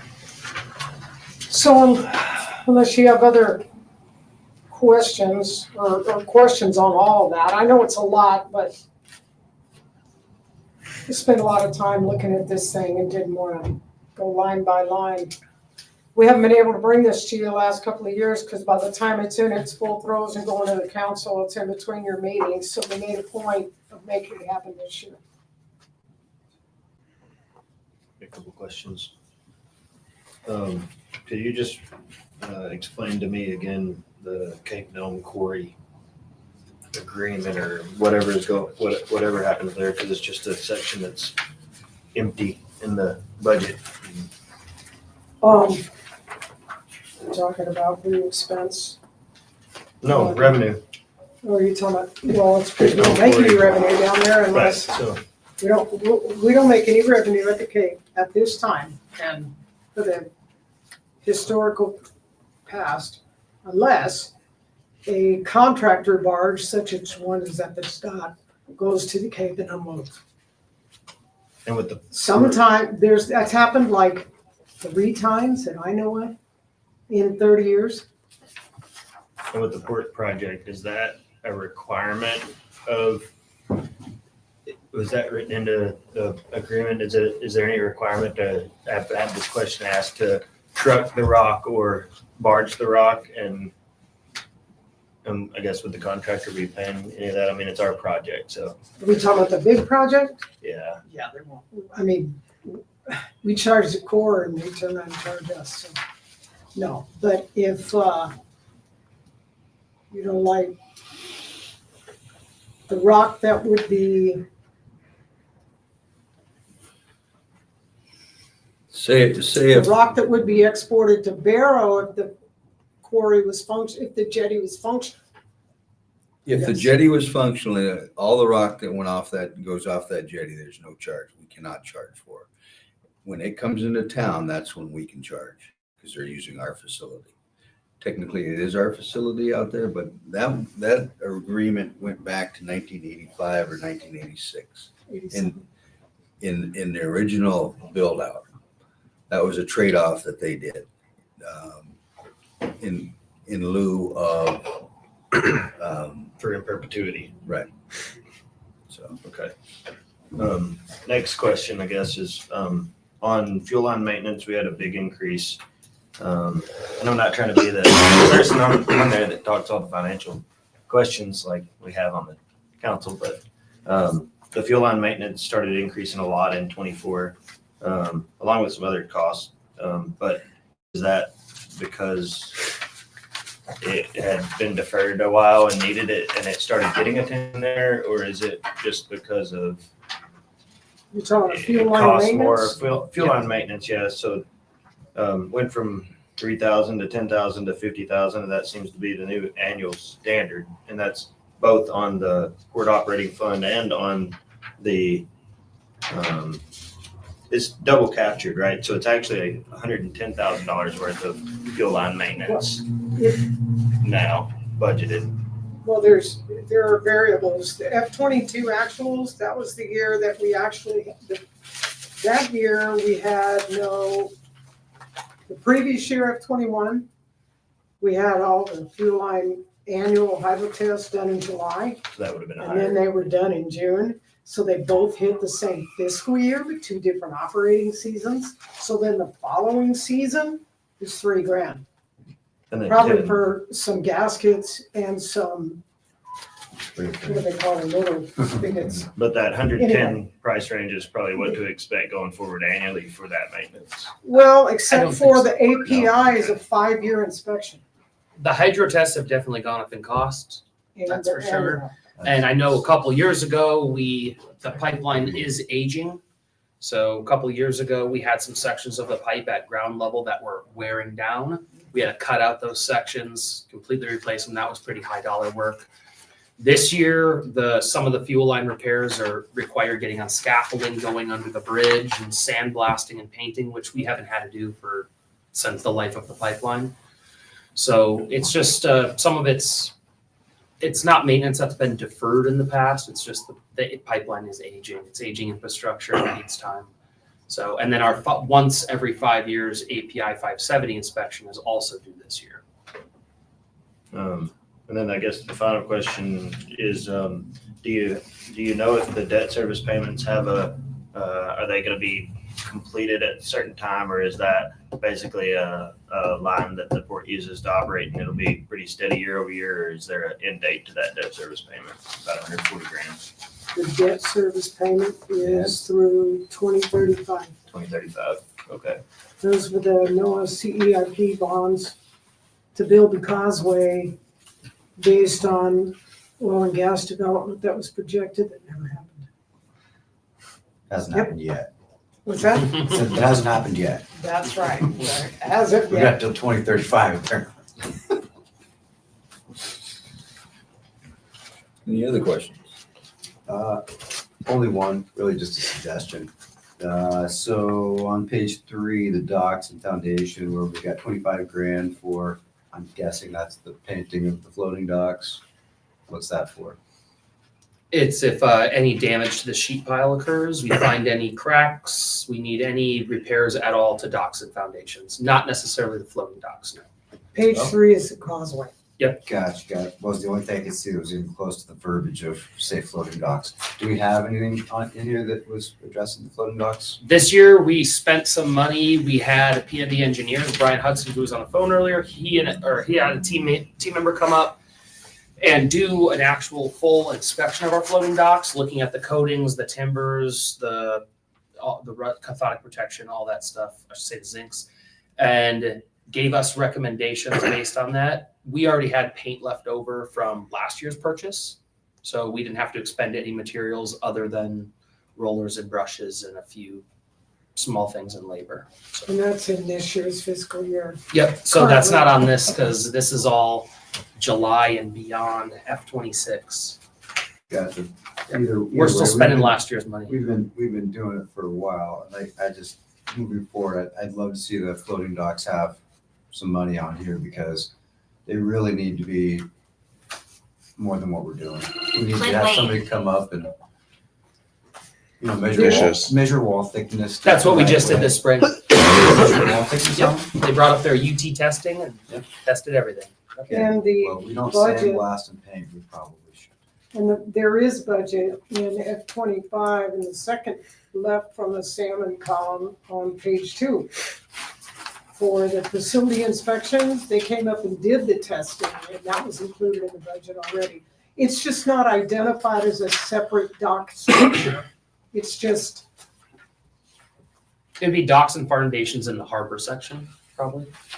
Okay. And then I'm in 100% agreement. I think they're about due for a full stripping and sandblasting. And that's why we had this assessment done this year, so I could get that recommendation. I would love to see some money put in there for actually sandblasting. If we have to sub that out or whatever we gotta do to get that done the right way. I know the city's short on their side and we're short on our side, so as far as getting the things, cleaned up proper, painted proper, kind of hard to find time to get that thing done and get them in the water in any sort of early season. So anyway, just a recommendation to throw some money at that, at least put something in the budget for planning. I agree. I had a question too. So the last thing you talked about, Joy, was the upgrade to the bathroom and stuff. So you said you put out, or you were looking for a contractor to do that work, right? And if you can't find one, do you task building maintenance with trying to do it, or? the reason we're trying to do like an RFQ, Right, like a minimum of 2, hopefully 3 quotes. We haven't been able to get one, but building maintenance, Public Works has advised that we should try to get it done externally because, so then, they're short-staffed and well, I wanted to take that like a little bit further. So the other projects that Public Works does, where does that hit in your costs or anything? Like the building maintenance. the upgrades that they just did up there where AML was. I mean, obviously the material is in here for the rock. 6411 is the industrial pad, so that's gonna be, 6411 is the department code, so it's gonna be on page 8. That's the industrial pad section. Mm-hmm. And it's the current fiscal year, so you wouldn't see it in the salmon column. Right. It would be in the account 4080, road maintenance materials, same thing as for dock surfacing, pad surfacing, it's all the same. So. But does that, So take that 22,000 there, that's the material that they used and Public Works' time? Well, no, to do this it? is the material that was budgeted for the previous year. We have to, actually, to be honest with you, that project is like a 1 in every 5-year project, so it'll go to the capital budget, pages 1 and 2, page 2. But it won't be budgeted because we did a mid-year in January. Then we'll do a closeout budget in July and August of 25. So we will use docks and foundations money that we had budget remain within the budget to cover those costs. Cole looked at the lot and decided it needed more of an effort than just the rock surfacing, blading, calling it good. And that's what occurred. So those funds will come out of the various sections of docks and foundations that we haven't used to cover that. Generally, yes, it would be just the rock that we buy and we split it between the causeway, the harbor, and the industrial pad. And then that is split between those 3 locations, and that's where the rock would be for developing Thornbush or improving AML's lot or Lot 5 or any of them. Okay. Did I answer your question? I'm sorry. Somewhat. You did. As far You as got public there. works time, it goes into the salaries in whichever section of the port they're working in. Don't we use machinery and equipment as well? When we need to. That was basically my question, or I guess what I was getting to was, how much is it costing the Port of Nome for Public Works to do that work? And you might not be able to answer it right now, but I don't that's have sort a of number on the top right. of my head. I have to put that together. But we generally use Public Works when we can because it's more cost effective for us than hiring a contractor. But there's a trade-off there Right. when we don't have the in-house skilled labor, or they don't have enough men to get the work done. Or all the enough equipment's broken. To Right. have the equipment that we have to go out, so that it winds up costing us more money, but we can actually get the work done all at once and get it achieved instead of putting it on a list. Right. So there's a trade-off, cost versus actually getting it done. But there are still plenty of things that building maintenance and public works do for us, and they charge their time to the salaries. And like on page 3, right at the top, Causeway Facility salaries, there's maintenance and operations. And those guys will periodically charge when they're on the causeway, their wages will go to that. And they do it on the harbor and in the harbor roads and facilities, the same as an industrial pad. And then the buildings are elsewhere, like building maintenance, materials, and office, like if we got to repair a window or something, that goes into the building maintenance section in the 7,000s. So Okay. it's not real clear the way the city does the accounting, but I mean, it's clear to us. It's not real clear to pick it up and understand it all where it's at. Yeah. Well, and I understand too, like you guys were saying, when you do your mid-year and your end of year, see what you have left. If you can, There's gaps. right, When things aren't reflected, but when we do the closeout Yeah. and everything is trued up to what is actual, then all the projections are over, because now we're dealing with actuals and it's closed out. And the last final version comes to the council and gets adopted mhm, and so they pour through all the detail at that time. And we have final information in each line item as to what something actually cost us to do. okay, Yeah, you bet. And you guys can ask for these budgets whenever you want. We can show them to you whenever. With the caveat that we do have the adopted budget and then a mid-year budget and then a closeout budget. And that's three versions across the span of a year.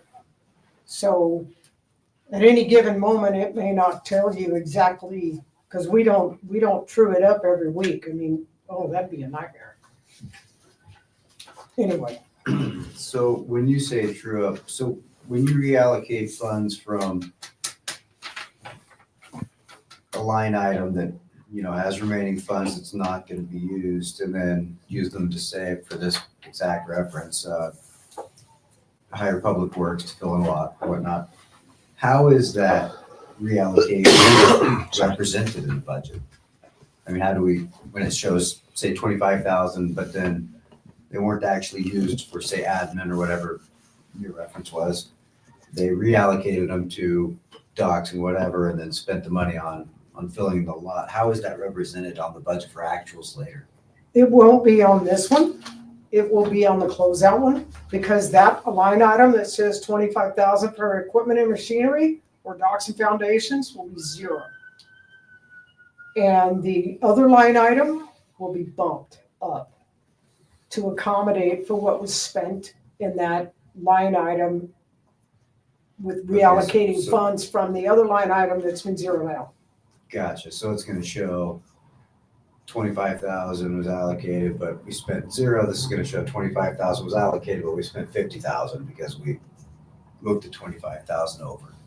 Or it was 35,000 and, I was trying to do easy straight. I know, I understand. I'm just trying to make sure there are variables involved, but Okay, know, so it is right. There's a way to look at it and see that, hey, this was not spent, and so we zeroed it out and spent it somewhere else, and we'll be able to see Yeah, that. yep.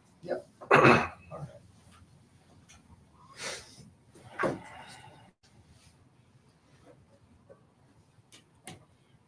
Any other questions? Charlie? No, I'm clear as mud. Clear as mud. Okay. Yeah.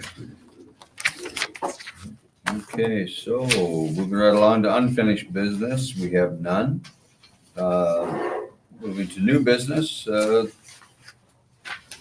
The strategic development plan update, phase C. Mr. Chair, we put this here in the event that there was interest in moving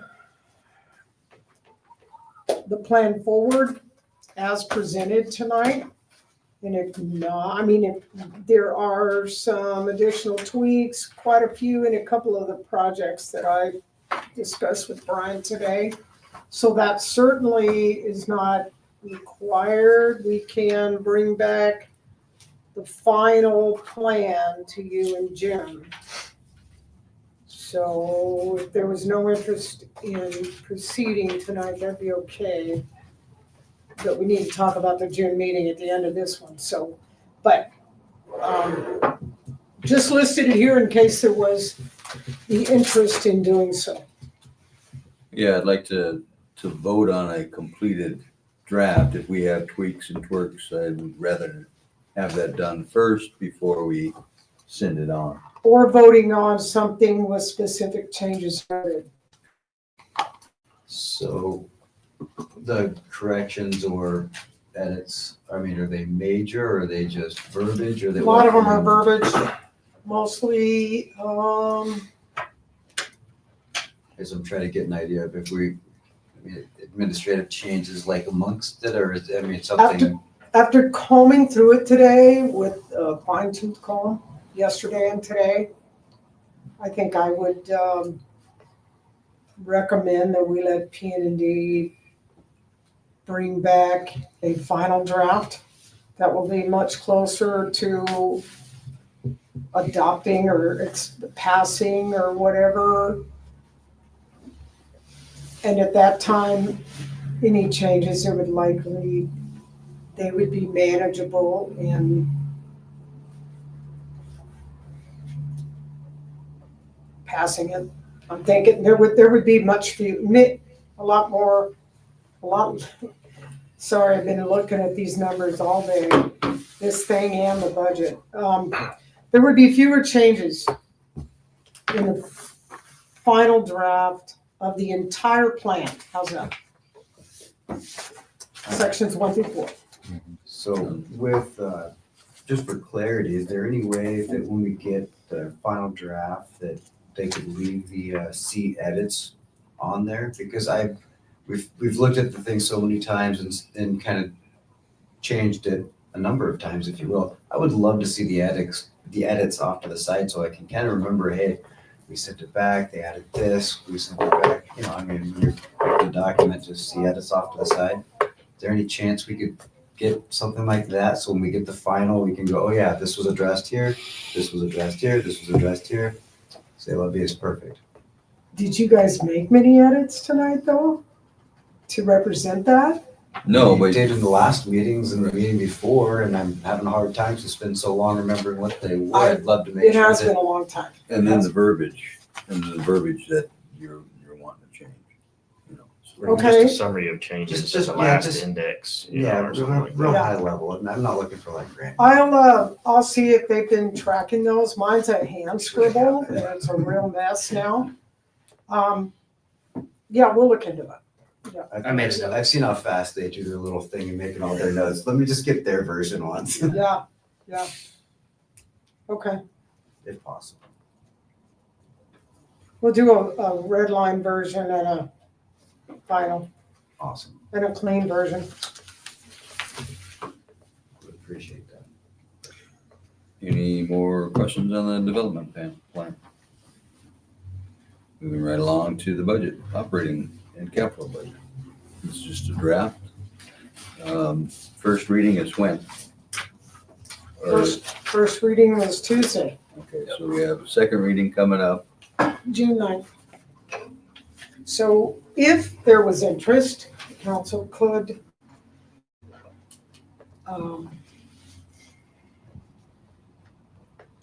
recommend the commission could recommend the council adopt the draft with the mill rate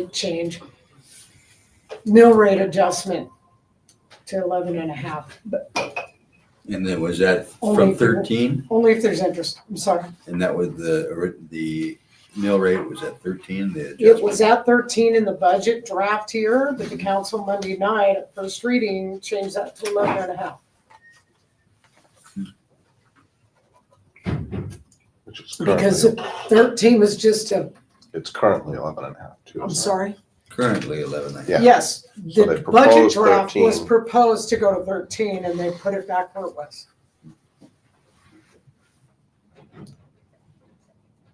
Curious how often they leave the mill rate alone. They don't. Right. Not often. Or if the group doesn't feel comfortable recommending the draft, the council's gonna proceed forward with their obligation of passing the budget this month, in June, I'm sorry, in June. Yeah, it's coming up here shortly. Yes, whether you make recommendation or not, because they have to do so. So is So, there, It's entirely your call. is there an opportunity to add some more funding for the floating docks? Because I would love to make that a motion. If that was on there, then it'd be everything that, perfect. I doubt that. I know So we're past, we could we're add past it. the first reading. Can we add it before the second? Mr. Chair, I think I'd be comfortable with passing the budget because if they do drop down to 11.5, then it's just more money and less money that we're paying out because we're currently budgeted at 13 mils on those payments. So So we're make- not, as long as they're not going above 13 mils, then, and I don't see that happening with, they're talking about sales tax increases, talking about some other things. So I don't see it going north of 13 mils. So I'm comfortable with passing it like this. And if they decided 11.5, great. Make the motion. Then we need to Make a motion to approve the budget as is. Got a motion, need a second. Second. Got a second. Roll call. Any questions? Roll call, please. Commissioner McCann, Yes. Commissioner McClarty, Yes. Commissioner Smithheisler, Yes. Commissioner Lean, Yes. Chairman West, Yes. motion passes. Alrighty. So, opens back up to citizens' comments. Anyone, Caitlin, Anna Marie, Anna Rose. She's got a question or what? Yep, she's got her hand up. Okay, fire away. What's your question? Take yourself off me. There you go.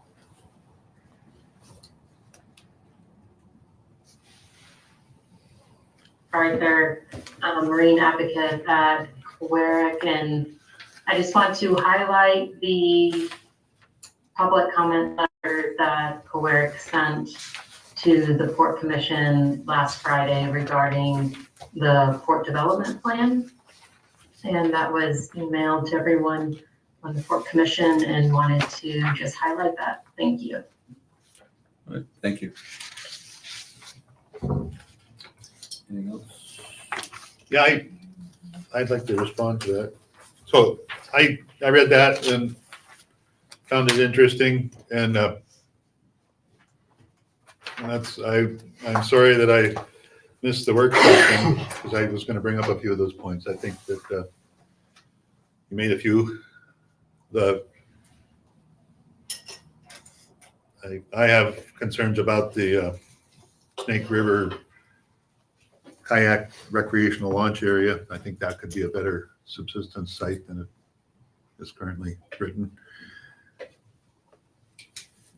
And then there's other things I wondered about, like subsidence. I don't really see that as an issue in Nome. But anyway, I wanted to delve in that a little bit more, but I think we still have time before we get that out. And I'm back in town, so I'd like to, maybe I can call you or sometime in the day. Yeah, happy to answer questions or talk about anything that was written in the letter with anyone. Thank you. Okay. Anna Rose, Joy here. Were you online for the work session? No, I missed that. I had a conflict. Okay, for the well, work just session. I just wanted to let you know, we did talk about the letter. Well, I brought the letter up and acknowledged that we had received it and that I combed through it today and have some comments and to your comments. And we'll send you back a note and a letter. I think that some of this can be referenced in the plan for sure. And I think some of the broader context is actually addressed as far as the Arctic traffic and the elements that it drives for the port expansion were addressed in the Corps feasibility study, but are beyond the scope of this development plan, talking about the harbor and the local facilities. But this plan isn't really driven to support the port. Well, let me not say support, but driven to justify the port expansion. But I think that we can talk about the whole aspects of it, and maybe we'll, instead of responding to you, maybe we just do, maybe we can just get together for a meeting and walk through the letter and talk about some of those things that you point out that I think are worthwhile in incorporating, and then talk about the bigger picture elements that you raised in the beginning of the letter. That'd be Does that great. work? Thank you, Joy. You bet.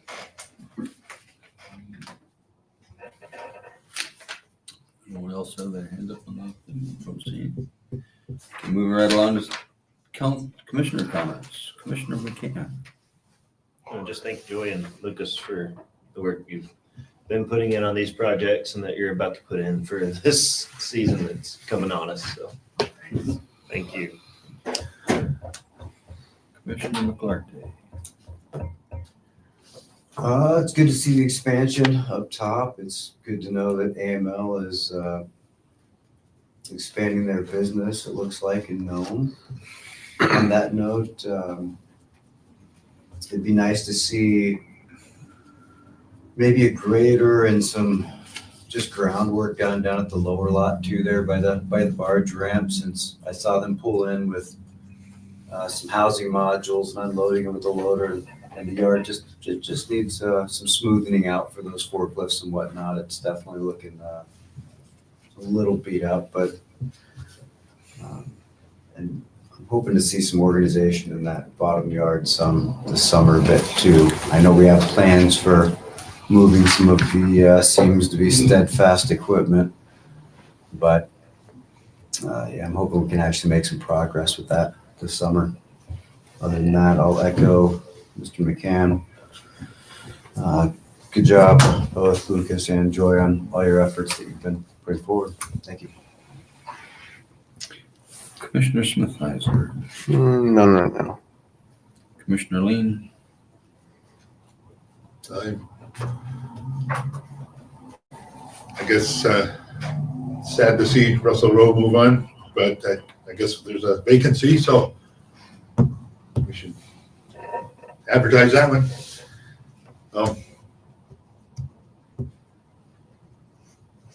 I made a comment earlier. I'm good. Thank you. Okay. I'm glad summer's finally here, although it was 31 degrees this morning.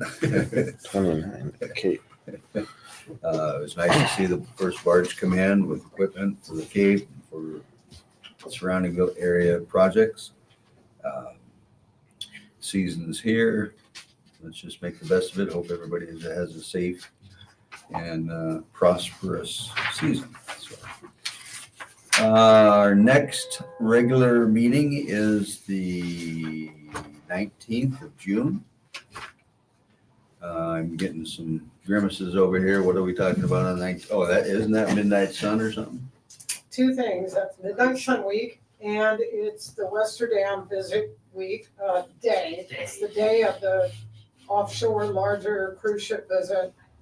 And I envision getting emails and texts that can't make it. So I'm thinking that maybe we ought to consider now what you'd like to do with the meeting that week.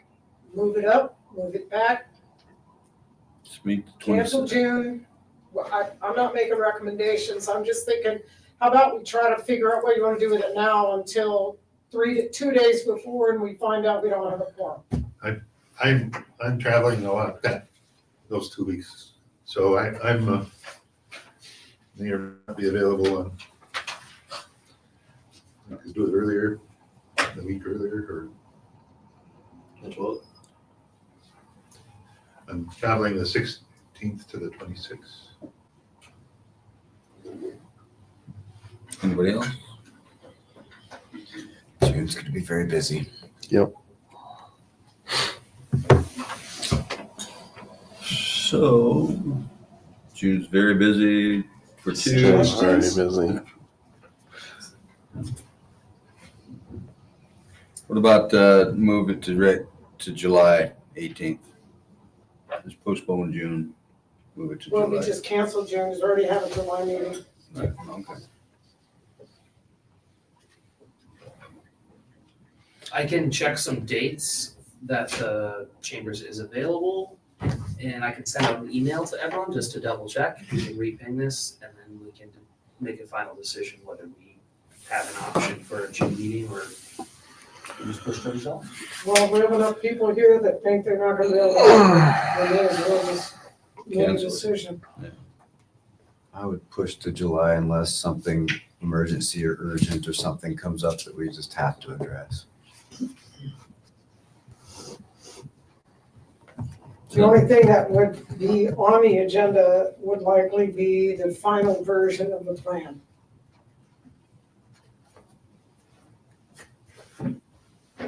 And that can be pushed off. We're not pressured to get done with that particular, Well, this contract with P&D actually ends on June 30 for this work, this project.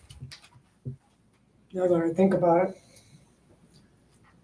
You also said that pretty much the revisions that they're doing are clerical in nature and nothing major. We're not making massive changes. I mean, is it something that Yep. administratively could be looked at and say, okay, yes, this is 2 thumbs up? What is, Or do we need to bring it back for a vote and finalize and get a motion, and what's the end look like on that?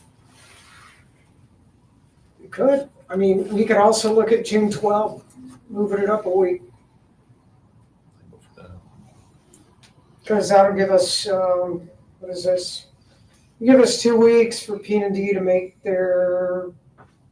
revisions. make the tweaks that they have.